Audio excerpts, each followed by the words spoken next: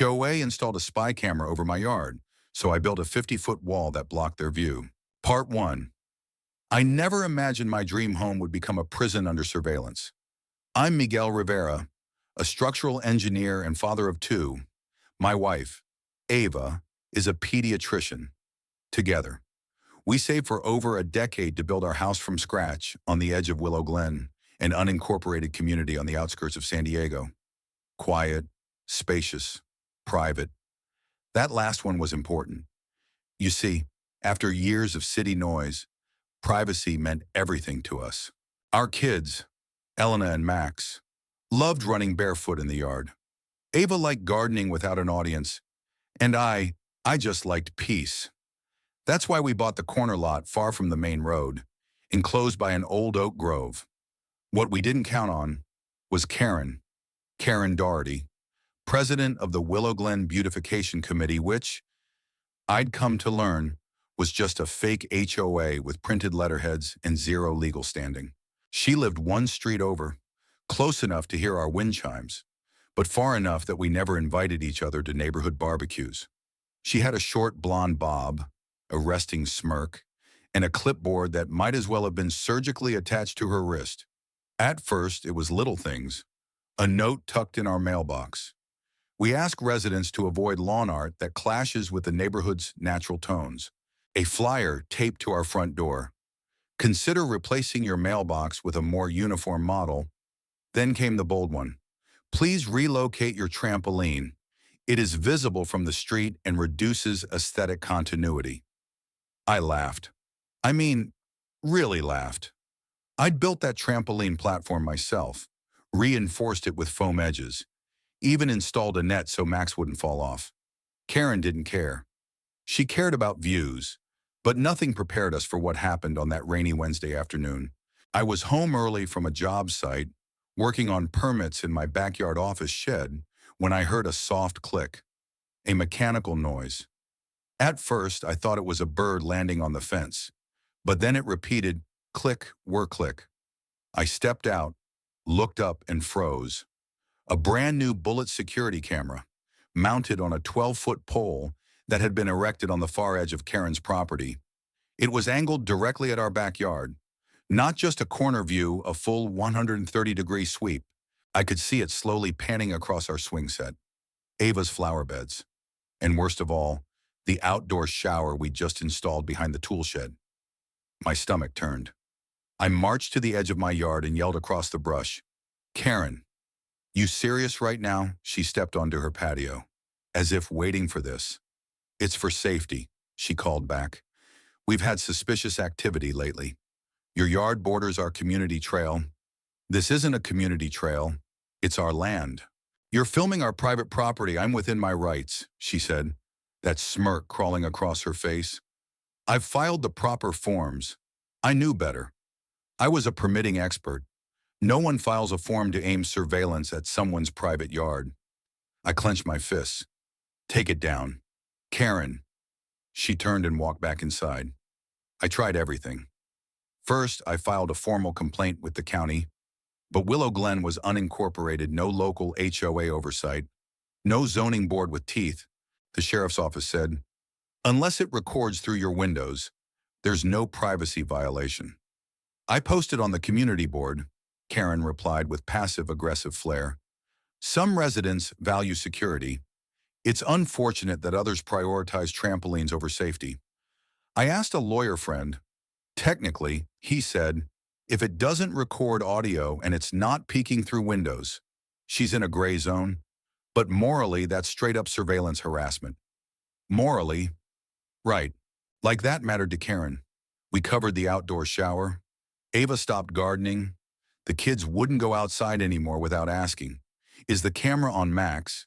My 8-year-old called it the robot eye. It wasn't just uncomfortable, it was violation.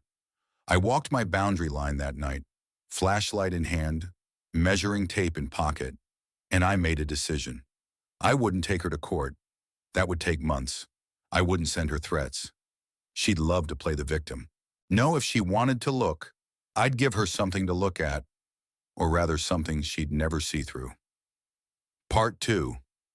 The night after Karen refused to take her surveillance camera down, I sat in my shed, staring at an empty sheet of drafting paper. Then I picked up my pencil. I'm not just any engineer, I'm a licensed structural consultant specializing in custom terrain-bound builds, retaining walls, sound barriers, privacy screens. I've done them for cities, for airports, for stadiums. So, I asked myself a simple question. How do you make someone irrelevant? The answer erased their influence. Karen wanted eyes on us. Fine. I'd build something so tall, so solid, so lawful, it would block her out of existence. Not a fence, not a hedge, a wall, a fortress. I pulled up the surveyor's map of my property. She'd placed that camera right on the edge of her lot, which shared a 38-foot stretch with mine. The camera was mounted at roughly 12 feet high on an aluminum pole, angled down at 25 degrees. So I sketched a line, a 50-foot concrete privacy wall, rooted in reinforced steel, anchored by a subterranean-grade beam system to prevent any collapse into the oak grove. It would rise from my side of the property line and stand like the spine of a castle. I wasn't just blocking her view, I was building a symbol. Ava wasn't thrilled at first. A 50-foot wall, she said, rubbing her temples. Miguel, that's dramatic. She's recording the kids, I replied, voice tight. I don't care if it looks dramatic.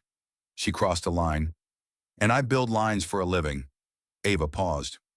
Will it be legal? Every bolt of it. The next day, I filed the permits. Technically, a wall of that height required a structural justification and architectural variance. But I knew the codes, especially in unincorporated zones like ours. As long as it didn't block public easements or neighbor windows, and it was engineered for safety. I had a case. I submitted stamped schematics, soil integrity reports, a sun angle analysis, even a shade study showing that Karen's garden wouldn't lose direct sunlight. 2 weeks later, I got the green light, permit approved. I hired my own crew, 3 old friends from the firm who owed me favors and knew how to keep their mouths shut. We poured the foundation first. Karen watched from her patio with binoculars. By day 4, the steel beams were going up. That's when she snapped. She marched across her backyard, holding her phone up, filming everything. This is obstruction, she shouted. You can't just put a concrete monstrosity on a shared boundary. Actually, I replied calmly, I can, and I am. You didn't inform me, I didn't have to. She screamed something about community aesthetics and shared sightlines. I didn't respond. The camera stayed. But now, all it captured was scaffolding. The wall rose faster than she expected. By week 2, it was 20 feet high. Karen's online posts turned frantic. Neighbors, we are witnessing the collapse of our harmony. One resident is punishing the rest of us with an unsightly Berlin Wall. We cannot let architectural terrorism take root in Willow Glen. One reply beneath her post made me laugh. You started it, Karen. Shouldn't have played spy games. But it wasn't all support. I started getting texts from people I barely knew. Hey, Miguel, is there a reason you're building a missile silo, dude? We're getting shade at noon. What's going on? Karen had started canvassing the neighborhood, spinning her narrative. That I was unstable, that I was militarizing my property, that I was creating a visual threat. A man named Howard, who lived on the other side of Karen, confronted me at the gas station. She says your wall is making property values drop. I looked him dead in the eyes. Did she tell you about the camera she installed over my kid's swing set? He blinked. No. Yeah. Funny how that part doesn't make it into her story. I posted a public explanation on the community forum. Dear neighbors, I am building a legal privacy wall on my land due to an unauthorized surveillance camera that was aimed at my yard without consent. After multiple failed attempts to resolve the issue respectfully, I am exercising my right to protect my family's privacy. No more, no less. It went viral. Support poured in. People began sharing their own stories of Karen's behavior, her threats, her fake violations, her courtesy inspections. A woman posted a screenshot of a letter Karen had sent her, complaining that her front door's color was too emotionally aggressive. Another resident chimed in. She told me I couldn't hang wind chimes because sound decorum. By week 3, the wall reached its full height, 50 feet of raw, gray concrete angular, clean, and impossible to ignore. Karen lost it. She showed up at my build site with 2 men in polo shirts and khakis. "I'm here with the Willow Glen Civic Enforcement Board," she declared. I looked at their shirts. No logos, no badges. One of them was chewing gum like a teenager at the DMV. "Civic enforcement isn't real." I said, "There's no HOA. You made it up. This is harassment," she snapped. "I'm filing a formal complaint. Be my guest." She stepped closer. "You're going to regret this." I turned my back and walked toward the scaffolding. "Careful," I called out. "You might not like what happens when people start looking into you." She went pale. The next day, a friend from City Hall sent me an email. Apparently, Karen had tried to file a cease and desist order against my wall, claiming it was structurally unsound and psychologically threatening. The problem: she submitted falsified engineering diagrams, with a fake firm name listed as the reviewer.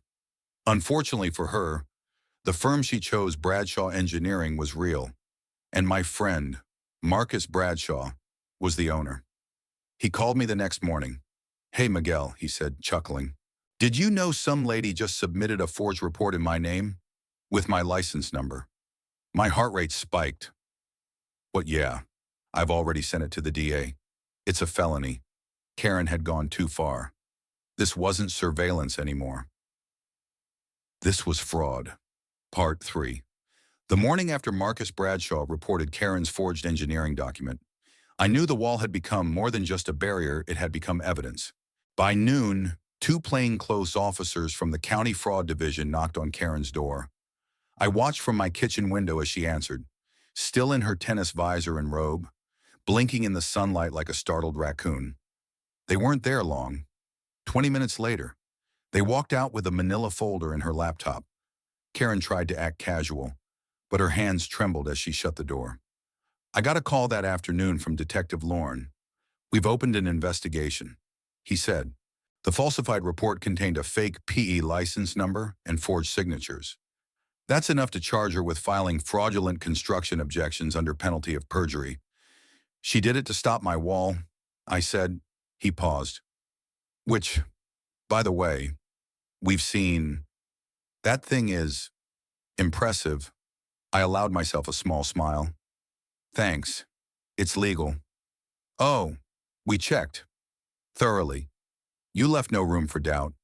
Karen must have sensed it coming, because that week, she vanished from the community forum. No more complaints. No more neighborhood safety posts. She stopped jogging her usual route. Even the surveillance camera went dark. But the neighborhood was waking up. Mason, a father of 3 who lived 2 blocks down, knocked on my door one morning with coffee in hand. Wanted to say thanks. He said, didn't have the guts to stand up to her when she tried to make me repaint my garage last year. Said the color wasn't masculine enough.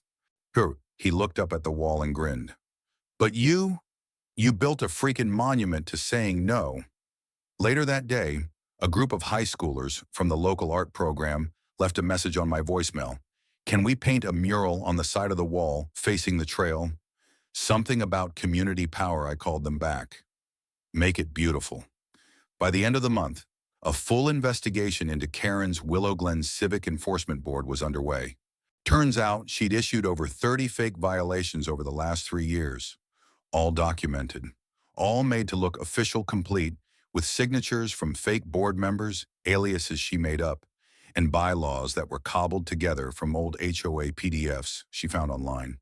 One neighbor, Mrs. Cantrell, said Karen threatened to report her to child services when she refused to cut down her backyard treehouse. She said it was a safety risk, but what she really meant was she didn't like kids laughing after Mrs. Cantrell said in the town hall that followed, the DA's office filed charges: forgery of official documents, unauthorized impersonation of regulatory boards, attempted obstruction of permitted construction, Karen was arrested quietly one Thursday morning. No sirens, just a white cruiser pulling up and two officers walking her out in cuffs. The photo made the evening news. Her smirk was gone. Public opinion flipped overnight. The same people who once nodded to her at bake sales now whispered in disgust. Someone even made t-shirts with a picture of the wall and the words, "I built the wall." So she'd shut up. Ava wasn't thrilled about the shirts. Could have gone with something more tasteful. Yet I said, but it's honest. The mural went up in sections. It started with a fist breaking a chain, then a sun rising behind it, then children playing beneath towering trees. By the time it was finished, it stretched across 40 feet and glowed with yellows, reds, and sky blue. People came to see it, not just locals, folks from neighboring towns. News vans showed up. One reporter called it a monument to quiet resistance, proof that sometimes the best response to invasive power is structural integrity. Karen's trial date was set for 3 months later, but her lawyer, an exhausted man named Joel, who looked like he'd aged a decade overnight, filed a plea deal. Karen would admit guilt in exchange for community service, a formal apology, an agreement to never participate in or lead any community enforcement group again. The judge agreed. The apology was lackluster. I regret any confusion caused by my attempts to preserve neighborhood standards. No mention of the camera, no mention of the kids, but at that point, it didn't matter. Because she was finished. Karen sold her house within 6 weeks of the plea deal. Below market value. Rumor was she moved to her sister's place in Arizona, somewhere gated, where the rules were real and not self-imposed. The surveillance camera pole. It remained until the day she moved. I watched the movers remove it like a trophy that had outlived its victor. A few weeks later, I stood at the foot of my wall with Max and Elena. "Why did she do it?" Elena asked. I knelt beside her. "Because some people think control is the same as safety."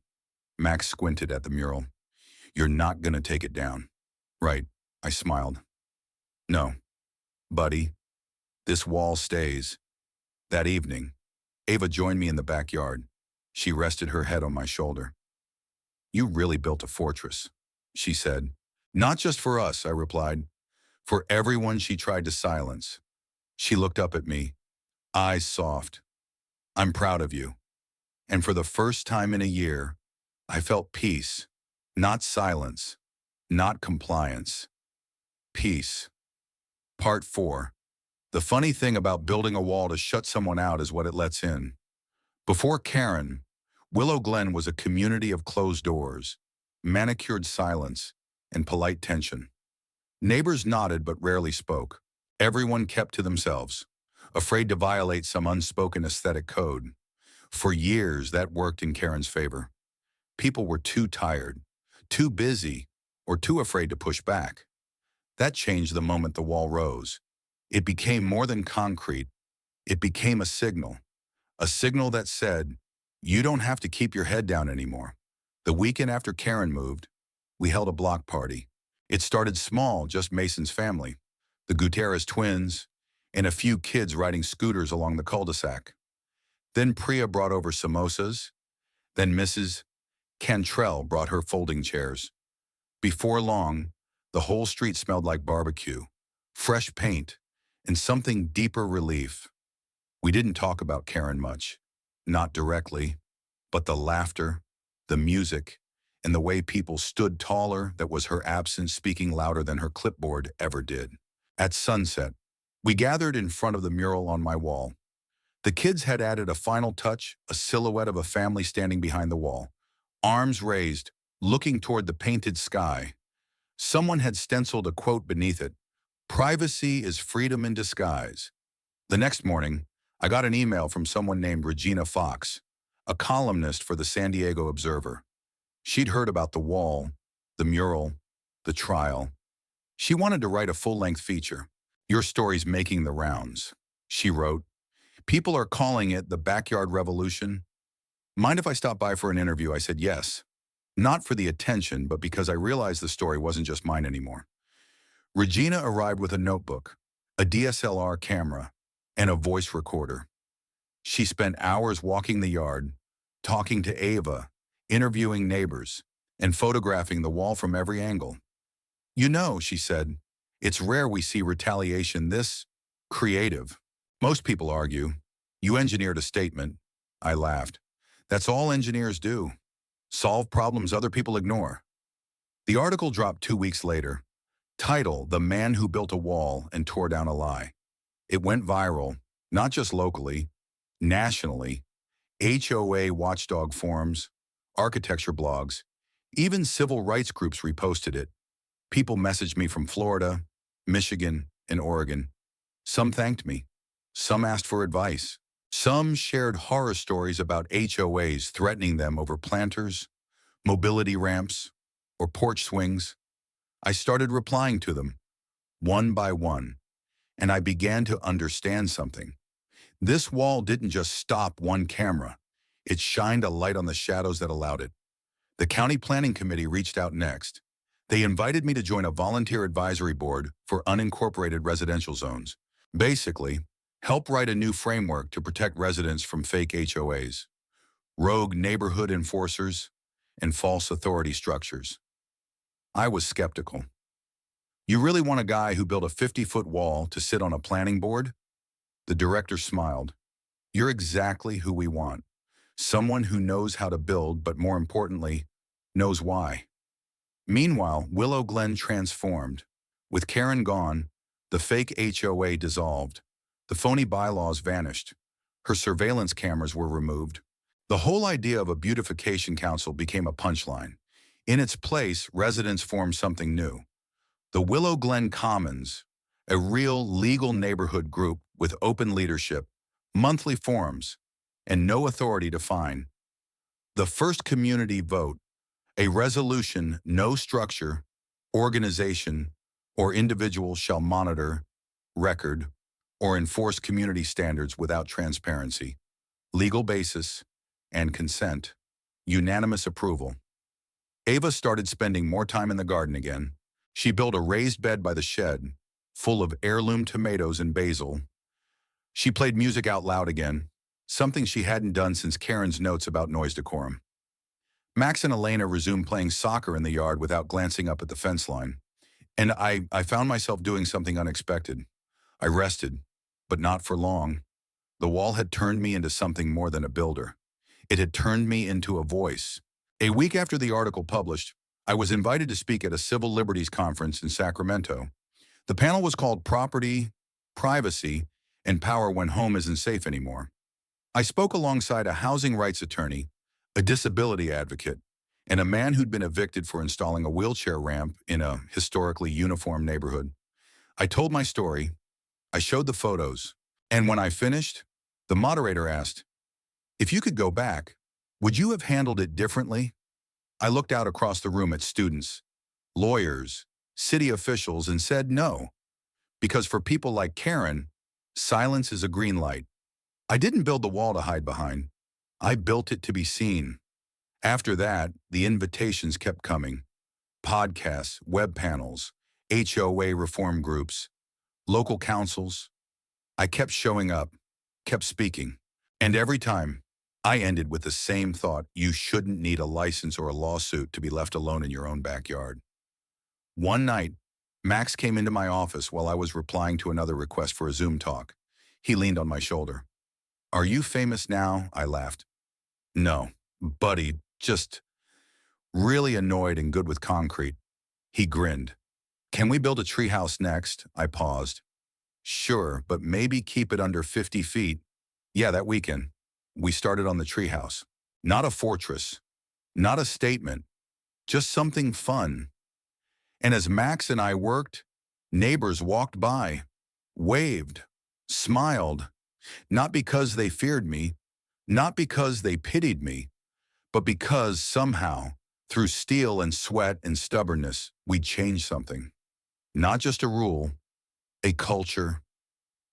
Part 5. It stood there, silent and solid, long after the noise faded. 50 feet of concrete, designed to block a lens, but somehow opened everyone's eyes. The wall didn't just stop Karen, it stopped an idea. That someone could claim power where none was given, that watching others could replace respecting them. That community meant control instead of connection. Months had passed since the day her camera blinked off. And in that time, our neighborhood had bloomed not just in gardens and murals, but in conversations, in trust, in belonging. And now the wall had become more. By summer, it had been renamed the Freedom Wall.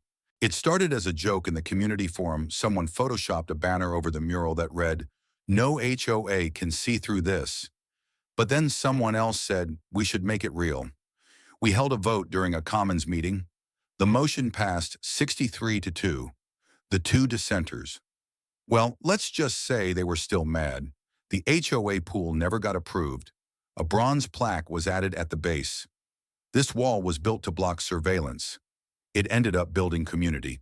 A reporter from a civil liberties nonprofit came to film a short documentary. She spent hours with Ava and me, and when she turned the camera off, she asked, "Did you ever imagine it would come to this?" I looked at the wall. Its shadow stretched long across the yard, but not ominous, more like a lighthouse. "No," I said, "but I think maybe." This was the only way it ever could have ended. We didn't shout. We didn't sue. We didn't fight in her language. We built something she couldn't tear down, and that changed everything.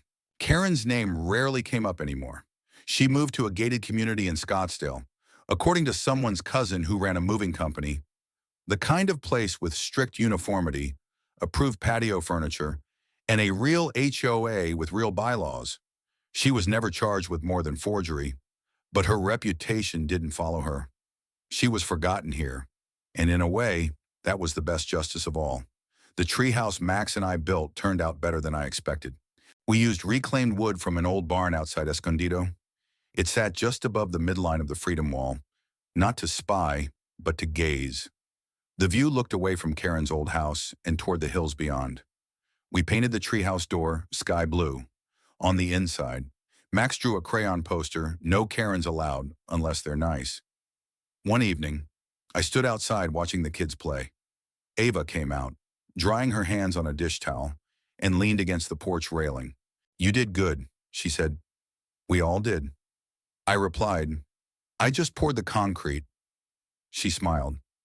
"Well, it was really good concrete."